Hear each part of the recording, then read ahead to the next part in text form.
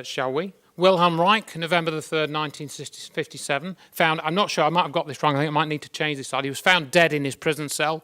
He was put into prison for contempt of court over the work with the organ accumulators. Bruce De Palma, dead in 1997. Stan Meyer, dead March 21st, 1998. Dr. Eugene Mallove, murdered 17th of May 2004. That was about 3 months after that audio clip that I played on From Coast to Coast. That was recorded in February 2004. Apparently in a burglary which got discovered. Apparently it was his parents' house, sorting it out for changing over of tenants, and there was a burglary, and Mallove was beaten to death. James Black was also a Nobel laureate in 1988 for medicine. He attempted to sue the US-Canadian government over their actions against John Hutchison's research, and he was found on his bed in his apartment. The autopsy described it as a natural death, a possible heart attack. At the time of his death, he was 51 years old. He was born on the 21st of November 1951 in perfect health. He had never had any heart problems. Ari M. de Geus, he was dead on November the 11th, 2007, inventor of a revolutionary self-powering battery of AMDG Scientific Core, was found slumped in his car, totally unresponsive, in the long-term parking of the Charlotte Airport, I think that is. And here we have another tragic link to what has been going on here. Dr. Eugene Mallove worked with another chap called William Zabur on the New Energy Research Foundation. And William Zabur had a nephew, and his name was Michael Zabur. And he was murdered in a mugging on March the 19th, 2006. And Michael Zabur was Dr. Judy Wood's student. And they were putting together information about 9/11. A little more on the death of Bruce De Palma. De Palma's death in New Zealand in October 1997 put an end to his most ambitious free energy project, and occurred only weeks prior to the official testing of a device constructed during 6 months in an Auckland workshop. This test was attended by, among others, the project's financial backer, Bruce Bornholt, a prominent Wellington barrister, as well as the pioneering developer of the Adams motor. Robert Adams, now deceased, who observed the operation of and measured electrical output from the end machine. The test demonstrated no over-unity potential of the end machine, and most of the output was lost as heat, and the project was abandoned. Careful if you're moving past the projector, please. Stan Meyer's death. After more than 20 years of research and tinkering, Stanley Allen Meyer and his brother and 2 Belgian investors raised glasses in Grove City, Cracker Barrel on March 20th, 1998.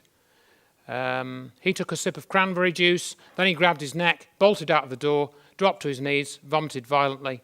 I ran outside and asked him, "What's wrong?" Stephen called, this is his brother. He said, "They poisoned me." And that was his dying declaration. So again, it ended. His research never went forward from that point. If Stephen Meyer was shocked by his twin brother's collapse and death, he was equally amazed at the Belgian response to the next day. These were the people that were meant to be these investors. I told them that Stan had died, and they never said a word. He recalled absolutely nothing. No condolences, no questions. I never, ever had a trust of those 2 men ever again. Obviously not. So, how do we get access to free energy devices? Well, this YouTube posting, I think, I found some comment on YouTube. This was a pretty good summary. I like summaries. Stan Meyer and many others, always the same story. The Pentagon wants to see your idea and tell you how they would like to use your invention. You demonstrate your device, proving to them that it works, which is what a lot of these people have done. They then block all your efforts and end up killing you. The only way to get a free energy device is to forget about patents, distribute it underground, sell it to EV enthusiasts with plans, and encourage them to travel around and do as you are, and then you have created a non-interlinked underground distribution system that will spread to the general populace, and it will spread like wildfire. It will be unstoppable. So we've got to do this thing underground. So we need people with these skills to build machinery, But it's one thing to build a device, but then to engineer it into a system that will run 24/7. That's a different issue. And as I see it, the problem is that if you want to get to something that you can keep making big quantities, you need a factory. To have a factory, you need money to build the factory. And then once you get investment in that, you then attract attention to your project. You've got to get through health and safety regulations. You've got to get through tax regulations. So the authorities will get to know about what you're doing. And that's when they shut you down. That's when they'll either send in the lawyers, or they'll freeze all your bank accounts somehow, or they'll come out with some dirt and stop you earning a living, whatever they can do. And if those things don't work, they'll kill you. That's the situation that we're in. But the biggest thing which the free energy movement won't talk about, and I'll prove that it won't talk about, is this, which you saw yesterday and Friday. Just a very quick 2 or 3 slides. This is a new technology at work.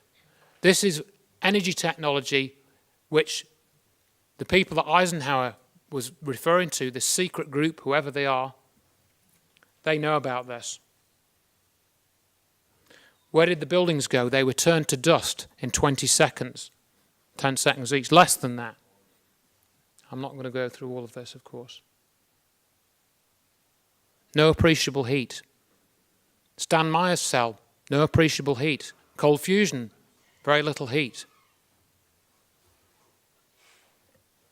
Unburned paper.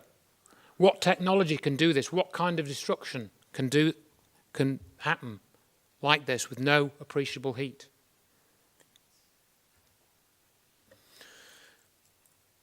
NIST produced 10,000 pages of technical reports about the destruction of the World Trade Center, right? 2 companies that were involved in the production of those reports are Science Applications International Corporation and Applied Research Associates. They do research and development in, guess what, directed energy weapons, yet they helped write the NIST reports. You can go on, again, research that further. Stephen Greer knows about SAIC. If you read his book on disclosure, I think 2 of the witnesses that he interviewed mentioned SAIC as a big benefactor of the black budget. Nobody knew where this money, millions of dollars, were given to SAIC. Millions of dollars. Bobby Ray Inman, who Greer talks about, was the director of SAIC.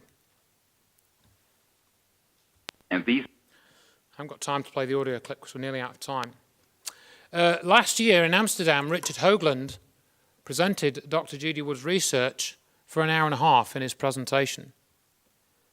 And I don't want to read all the text out because we're running out of time, but basically he got a lot of things wrong. He never contacted Dr. Judy Wood before the presentation. He used a picture from one of my booklets that I've created, never even contacted me. I don't mind him using the picture, but he never contacted me to ask me about it. This was the slide that he used from something that's on my website. But in 2008, Richard Hoagland was talking about the revolution in solar power, and he said, what was the biggest single reason why bin Laden ostensibly killed 3,000 Americans? And he said that, Richard Hoagland did, in 2008. Yet last year he spent an hour and a half talking about Dr. Judy Wood's research and getting very important details wrong, by the way. I've written a whole article about that, and it's in my book, 9/11 Finding the Truth. I won't play the audio clips, we're running out of time. I've got the audio clips to prove that this is what he actually said, and I'm not just making it up. So Judy's question, which is exquisitely logical, this is from Hoagland, where did these things go? So far, she hasn't got an answer. Hoagland was claiming that Dr. Judy didn't have an answer to these questions. That's what he claimed in his presentation in Amsterdam last year. Here's the